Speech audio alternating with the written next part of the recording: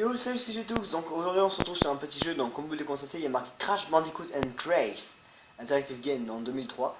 Donc c'est un jeu qui est sorti sur Game Boy Advance. Donc Crash Bandicoot, pour ceux qui se rappellent, était sorti sur PS1 en premier. Je vous ferai d'ailleurs un let's play sur ça. Et ils ont dit pourquoi pas le relancer sur Game Boy Advance, ça peut être pas mal. Et ça nous rappellera des bons souvenirs de notre enfance. Donc on est parti sur ce jeu là. On va faire quelques niveaux ensemble. Et sérieux, je suis fan de ce jeu. Moi j'ai joué à Crash Bandicoot 3 sur PS1, ça je le sais. Donc maintenant on va voir sur Game Boy Advance ce que ça donne. Surprise, surprise.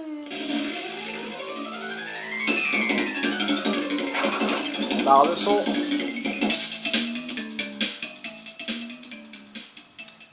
Voilà.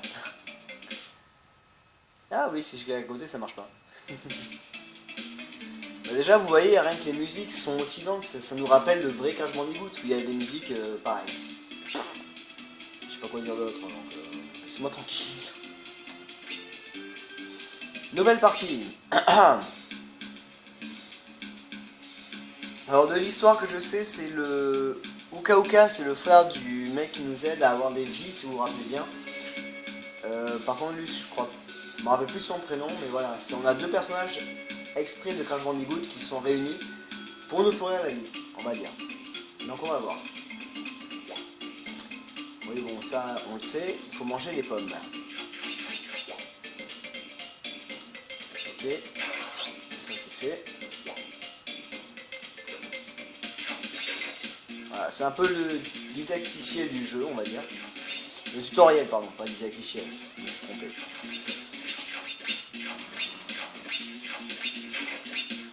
Voilà.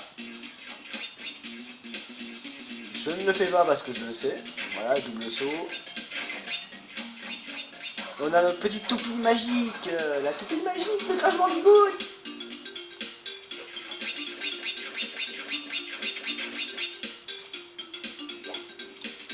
On peut sauter sur les boîtes de TNT pour les activer, ça on le sait très bien. Je vous avoue que quand j'ai joué sur PS1, les trucs de TNT, je me les prenais dans la gueule souvent.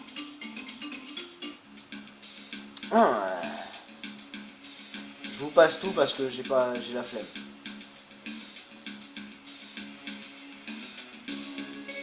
Voilà, c'est à coup à coup. C'est le totem qu'on a qui nous aide et qui nous donne une vie.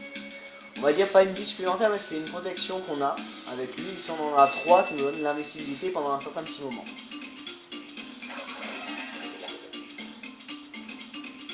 Voilà, à coup à coup.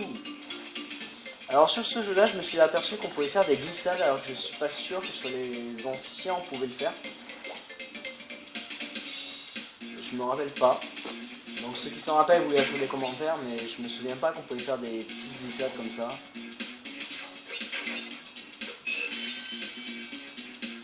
Mais voilà. Ça arrive des fois, j'ai trop de mémoire depuis le temps.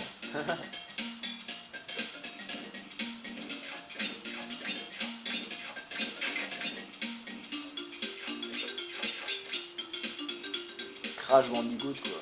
Crash Bandicoot, sérieux, c'est des bons souvenirs. Mais là sur Game Boy Advance, j'avoue que c'est plus étrange que ce que j'aurais pensé sur Game Boy normal en fait. Enfin sur la PS1, j'ai joué sur la PS1 donc je me dis ça n'a rien à voir.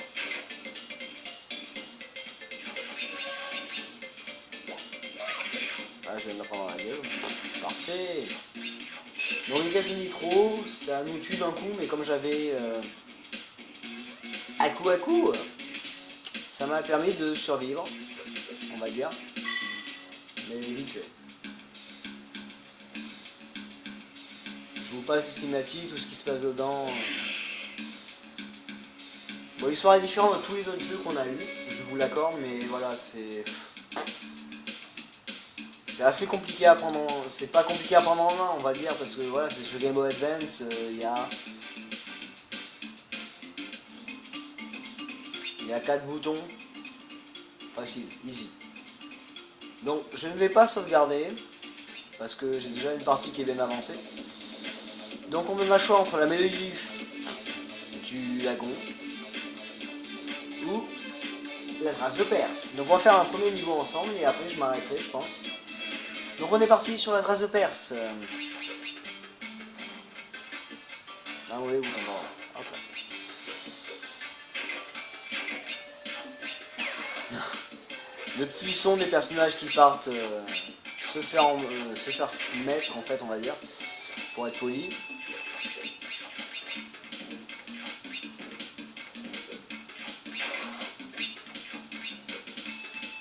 Donc on peut tuer les ennemis de deux façons, soit on saute dessus, soit on tourne dessus, on fait de la toupie. Ce qui marche très bien des fois, d'ailleurs. Mais pas tout le temps. Parce que la hitbox est assez compliqué à prendre en main sur la Game Boy Advance, on va dire. Et donc des fois on se fait avoir pour rien. Et même nous on est surpris, on se fait ah non mais j'ai perdu, sérieux, t'abuses. Donc on va faire des glissades. Je ne sais pas si on pouvait le faire dans les autres. Mais voilà. C'est... Moi ça me surprend parce que je ne me rappelle pas qu'on pouvait faire des glissades. Bon, hop, esquive des personnages, tranquillou. Hop là, tac tac, non raté. Oui, on va passer du moment là, jusqu'à ce que j'y arrive. On va passer un bon petit moment jusqu'à ce que j'arrive à faire ce que je veux faire. Et je suis mort. Ouh! Et je vais m'envoyer une pomme se faire valser. Pas une pomme, de toute façon pareil, c'est des Wumpa Wumpa d'après le jeu. Donc si on fait une torpille sur une Wumpa Wumpa, ça nous enlève des points qu'on pourrait gagner pour avoir des vies. Il en faut 100 pour avoir une vie supplémentaire. Normalement, si je ne me trompe pas. Donc on va vite voir ça de toute façon. Voilà, il en faut 100 pour avoir une vie supplémentaire. Et c'est important de les récupérer justement sur la Game Boy du moins. Sur la PS1, je pense que c'était la même. Et voilà, il nous en faut au moins 100 pour pouvoir récupérer une vie supplémentaire et se dire wouhou, on a une vie supplémentaire. Voilà, alors ça c'est la petite touche Z du clavier. Oui, je joue sur clavier, je joue pas comme tout le monde. Donc j'ai réussi à perdre le bonus du fait que j'avais une vie supplémentaire en perdant là tout à l'heure. Mais voilà, c'est du Crash Bandicoot, c'est chiant, on doit faire attention à tout et c'est pas un truc qu'on a envie de faire spécialement sur un jeu quoi.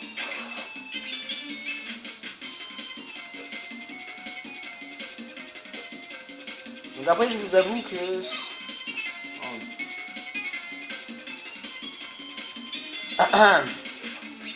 il n'a pas compris pourquoi il est mort. Donc Jetux pleure un petit peu sur le coup.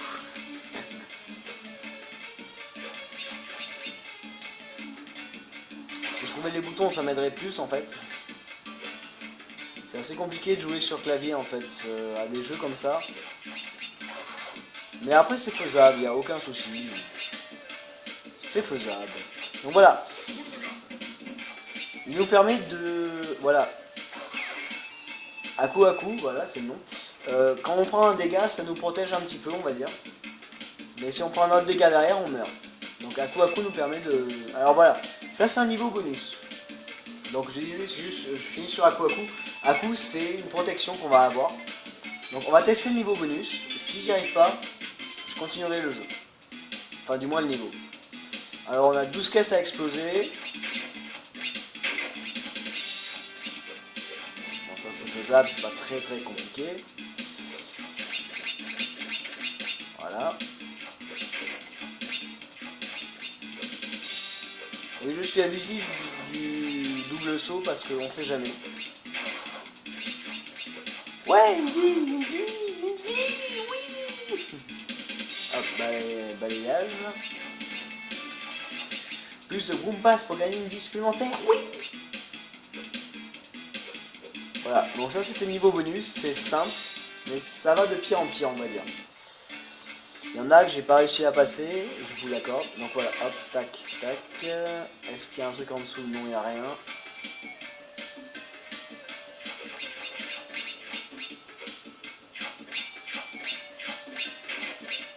Voilà.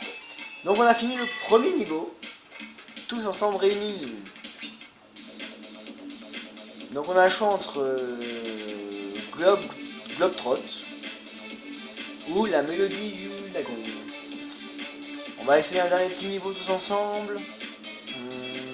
On va dire celui-là. Ok. Donc là on fait du surf, c'est surprenant. Et on est poursuivi par un requin, c'est encore mieux.